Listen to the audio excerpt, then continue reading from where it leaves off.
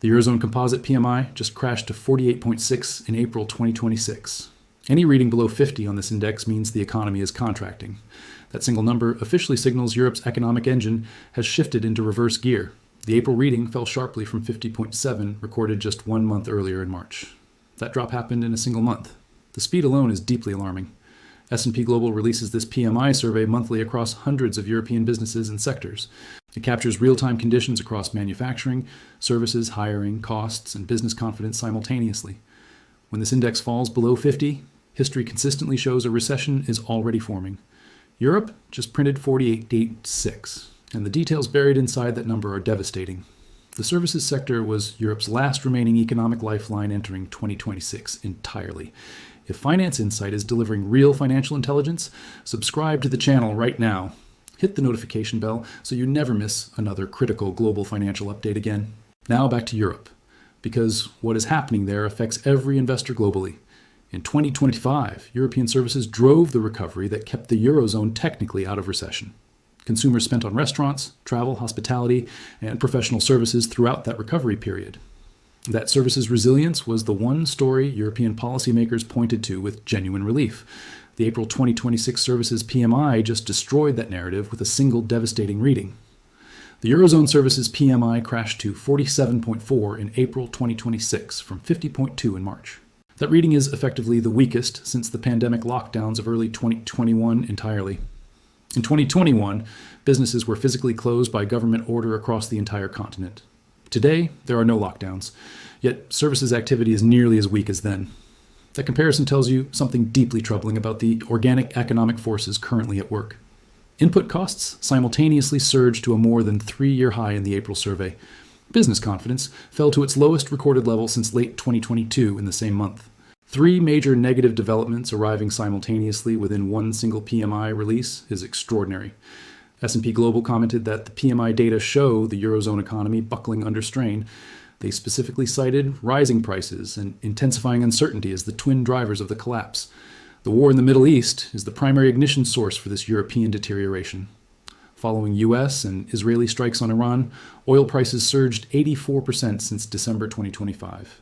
Brent crude hit approximately $104 per barrel, the highest level seen in several years. The Strait of Hormuz carries approximately 20% of all global oil supply daily. Disruptions at Hormuz immediately translate into higher energy costs across every European economy directly. Europe learned this lesson painfully in 2022, when Russia's invasion of Ukraine hit energy markets. European TTF gas prices hit $133 per megawatt hour in 2022, a catastrophic level. Goldman Sachs economist Nicholas Garnett confirmed the current Hormuz shock differs from 2022 meaningfully. The current shock is oil-driven rather than gas-driven, making it more globally distributed. Goldman now sees European TTF gas at $44 per megawatt hour versus $34 before the conflict. That represents a 20 to 30% annual increase in European gas costs for businesses. For energy-intensive European industries, chemicals, metals, manufacturing, that cost increase is immediately painful. Germany absorbs the largest share of this industrial energy cost pressure in the entire Eurozone. The IMF's April 2026 World Economic Outlook confirmed Germany received the worst Eurozone growth downgrade. Both Germany's 2026 and 2027 growth forecasts were cut by 0.3 percentage points each simultaneously. Germany's industrial sector, already struggling before the Hormuz shock, now faces compounding headwinds directly. German manufacturing has been in contraction for an extended period due to multiple structural challenges. High energy costs, weak Chinese export demand, and U.S. tariff pressures have all hit simultaneously. The Middle East oil shock adds a fourth major headwind to an already severely stressed economy. Germany's defense spending increase provides some fiscal offset, but its transmission is slow and delayed. Deutsche Bank noted a greater than expected share of defense orders is going to domestic producers. That defense multiplier benefits the broader Eurozone economy, but arrives too slowly to prevent contraction. Italy presents its own deeply concerning picture entirely independent of Germany's problems going forward. Italy's 2026 growth forecast stands at just 0.5% annually, the weakest Eurozone baseline. Both 2026 and 2027. Italian forecasts remain stuck at that same 0.5% level. Italy carries one of the highest debt-to-GDP ratios in the entire Eurozone at present. High debt combined with near-zero growth creates a fiscal sustainability problem that markets watch nervously. Italian bond spreads over German bunds, the BTP bund spread, are a critical risk indicator. When that spread widens, it signals markets are pricing rising Italian fiscal stress and vulnerability. The PMI crash to 48.6 creates exactly the kind of environment where spreads widen dangerously. France adds its own specific and serious vulnerabilities to the collective European economic picture. France's 2026 annual growth forecast holds at 0.9%, thin but technically positive for now. But the IMF cut France's Q4 over Q4 growth profile by 0.3 percentage points on momentum. That Q4 momentum cut means France enters 2027 with significantly less economic speed than expected. France is simultaneously paying $59.3 billion in annual debt interest, up from $36.2 billion in 2020. That interest burden has grown by $23 billion in just 6 years of low-rate normalization. France's political deadlock, 5 prime ministers in 2 years, prevents any meaningful fiscal reform. Without fiscal reform, France's debt-to-GDP trajectory heads toward 130% by 2030, according to IMF projections. Spain shows more resilience than its larger Eurozone peers, but is still decelerating noticeably. Spain's growth is expected to slow from 2.8% in 2025 to 1.8% by 2027. That deceleration is significant for a country that was the Eurozone's relative growth standout recently. The collective picture across Germany, Italy, France, and Spain creates a deeply concerning bloc-wide dynamic. No single large Eurozone economy is currently positioned to carry the others through this shock. In 2022, Spain and France partially offset Germany and Italy's weakness during the energy crisis. That offsetting capacity is visibly diminished in 2026 as all 4 major economies slow together. When all major Eurozone economies slow simultaneously, the PMI reflects it with unusual precision. The 48.6 composite PMI reading captures exactly this simultaneous multi-country deterioration in one number. Now add the critical monetary policy dimension, because it makes everything dramatically more complicated. The European Central Bank's benchmark rate currently sits at approximately 2% following previous cuts. Before the Hormuz disruption, markets expected the ECB to hold rates steady or cut further. After the oil shock, ECB rate hike probability in futures markets surged to 72%. That is an extraordinary shift, from near zero hike probability to 72% in weeks. Goldman Sachs and Euronews both confirmed that sharp repricing of ECB rate expectations immediately. A 72% ECB hike probability is the most dangerous possible combination for a contracting economy. Hiking rates into an economic contraction is precisely the policy mistake that deepens recessions significantly. The ECB itself acknowledged this impossible dilemma in its March 2026 macroeconomic projections document.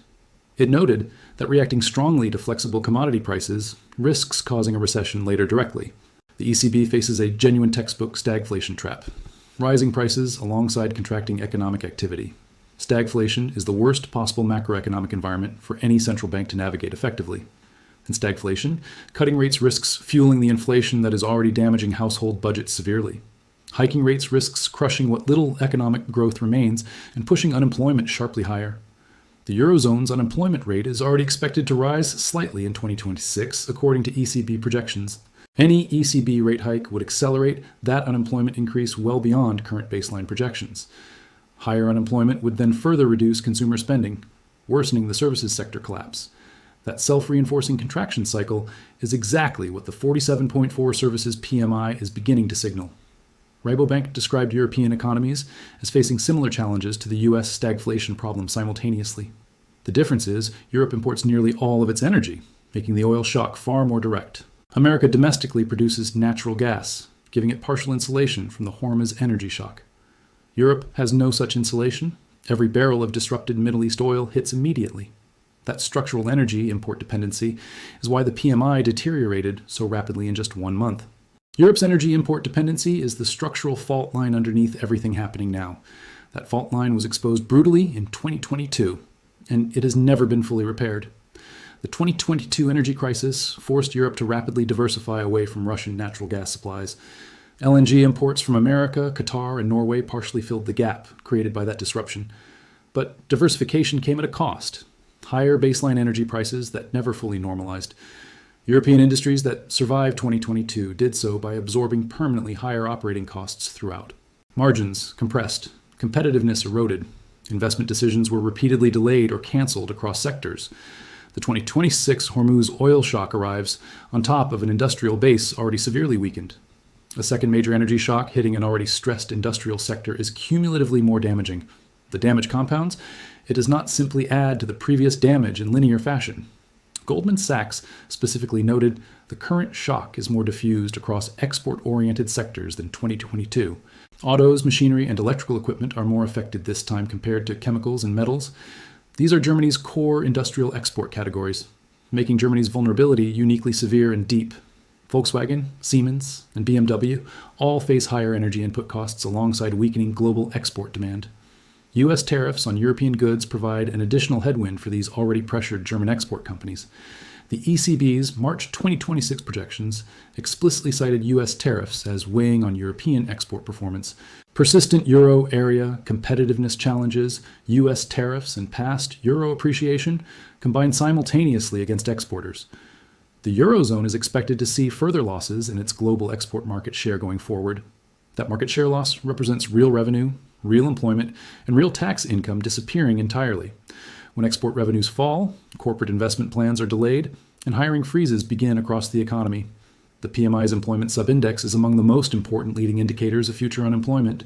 When services activity contracts to 47.4, employment intentions in that sector deteriorate sharply alongside it.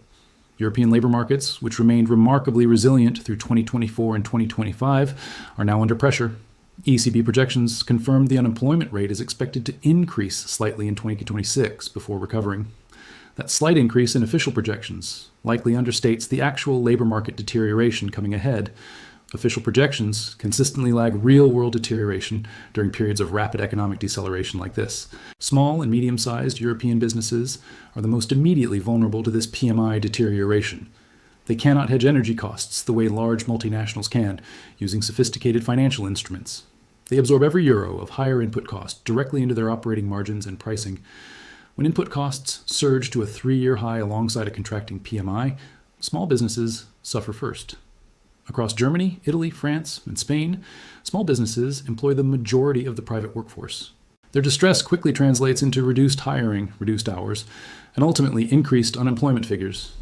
This transmission from PMI data to household financial stress happens faster than most investors realize. Now examine what Europe's fiscal response capacity actually looks like, given this deteriorating economic backdrop. The European Recovery Fund, established after COVID-19, still has approximately $80 billion undisbursed. Goldman Sachs economist Filippo Today estimated this envelope could be redirected toward grid modernization urgently. There is genuine precedent for this. The 2022 Repower EU amendment redirected recovery funds successfully. That same qualified majority amendment mechanism could be triggered now to address the current energy shock. If executed rapidly, this $80 billion represents the most immediately available fiscal tool for Europe. But EU institutional processes move slowly, and the economic deterioration is happening in real time.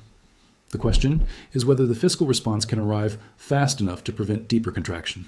Germany's newly unlocked fiscal stimulus represents the most powerful single-country response available currently. Deutsche Bank estimated Germany's defense and infrastructure spending will lift the broader Eurozone economy noticeably, but that stimulus arrives primarily in 2026 and 2027, and its transmission to growth takes time. The PMI is contracting now. Germany's fiscal boost will not prevent the near-term deterioration. The timing mismatch between fiscal stimulus and economic deterioration is Europe's most pressing policy challenge. France's fiscal situation makes any additional stimulus response from Paris essentially politically impossible right now. With $59.3 billion in annual interest costs and no parliamentary majority, France cannot meaningfully stimulate. The KBRA downgrade of France's sovereign rating specifically cited political fragmentation preventing necessary fiscal reform. A downgraded France, with no political consensus, is a country that cannot respond to an economic shock. Italy faces identical fiscal constraints: high debt, weak growth, and limited room for deficit expansion. Spain has slightly more fiscal flexibility, but its own political coalition challenges limit bold policy action. The aggregate Eurozone fiscal response capacity is therefore significantly less than the economic situation demands.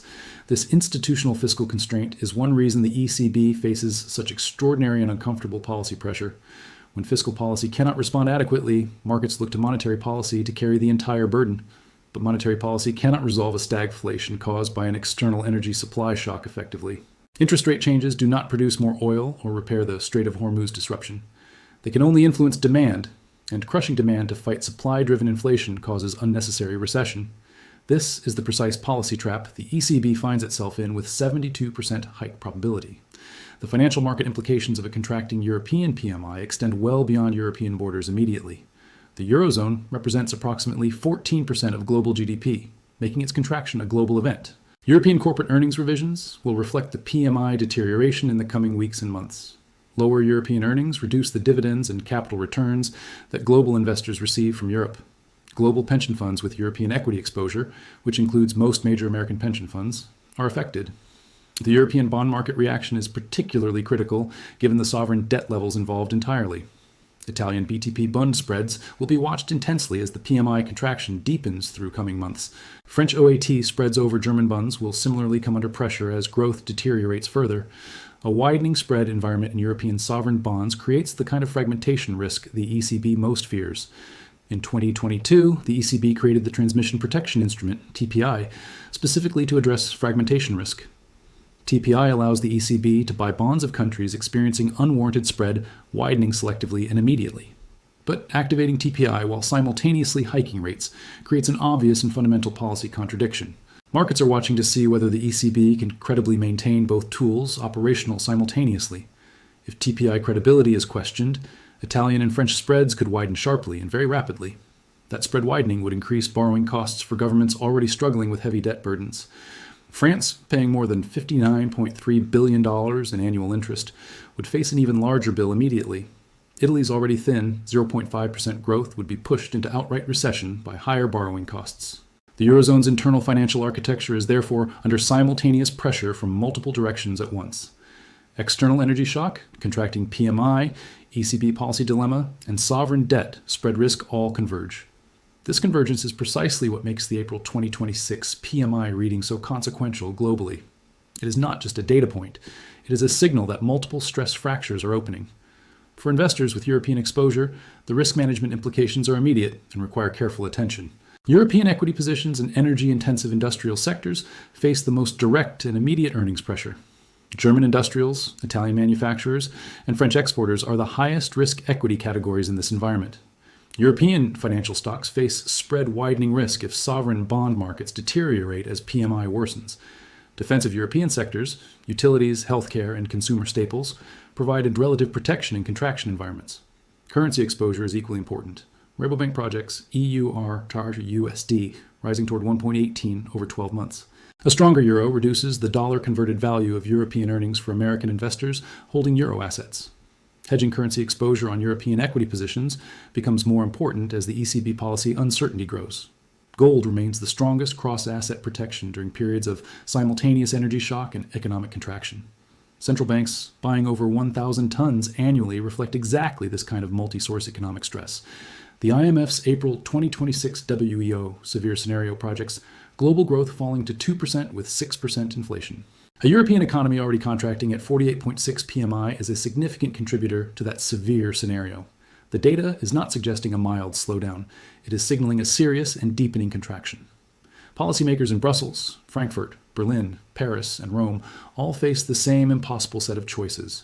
The PMI at 48.6 is Europe's most honest real-time verdict on how those choices are landing. And right now, that verdict says the choices being made are not preventing the downturn. If Finance Insight is delivering real value, subscribe now and hit the notification bell immediately. Drop your biggest question about Europe's economy in the comments. The team reads everyone.